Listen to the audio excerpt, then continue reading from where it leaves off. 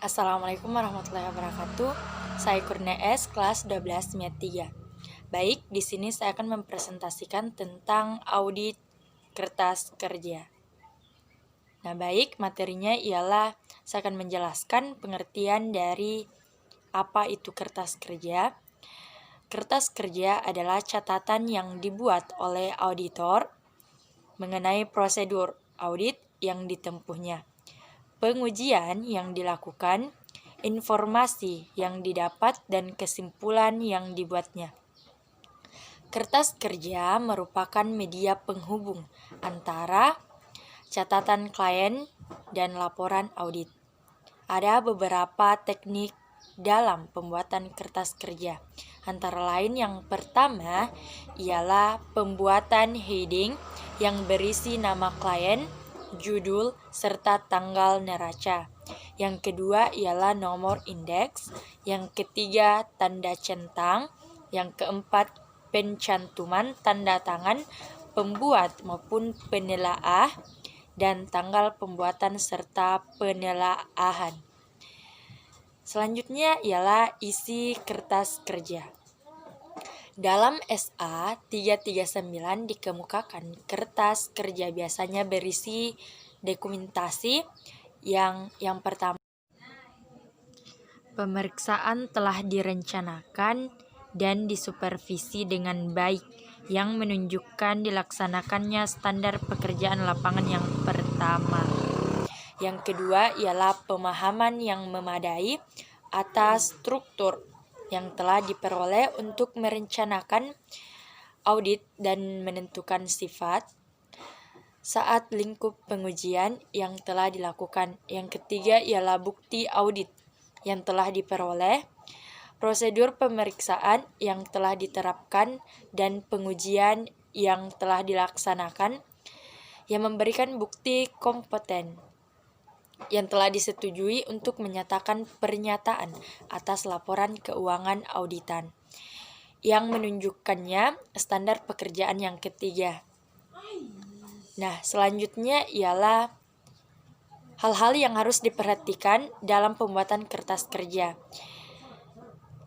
Agar kertas kerja bermanfaat, maka harus memperhatikan hal-hal tertentu dalam pembuatannya. Untuk itu, kertas kerja yang harus dibuat ialah yang pertama, lengkap, yaitu berisi semua informasi pokok, tidak menjelaskan penjelasan lisan sebagai tambahan. Yang kedua ialah teliti, di mana kertas kerja harus bebas dari kesalahan baik dalam maupun dalam penjumlahan. Yang ketiga ialah ringkas, berisi informasi pokok dan relevan. Kertas kerja dapat diringkas tetapi dapat dimengerti. Yang keempat ialah jelas, yaitu jika menggunakan istilah tidak menimbulkan pengertian ganda. Yang kelima ialah rapi, yaitu kerapihan kertas kerja mempermudah pemahaman terhadap kertas kerja tersebut. Nah, adapun tipe kertas kerja ialah terdiri atas 6, di mana yang pertama ialah program audit, yang kedua working trial balance, yang ketiga ringkasan jurnal penyesuaian dan jurnal pengklarifikasian kembali.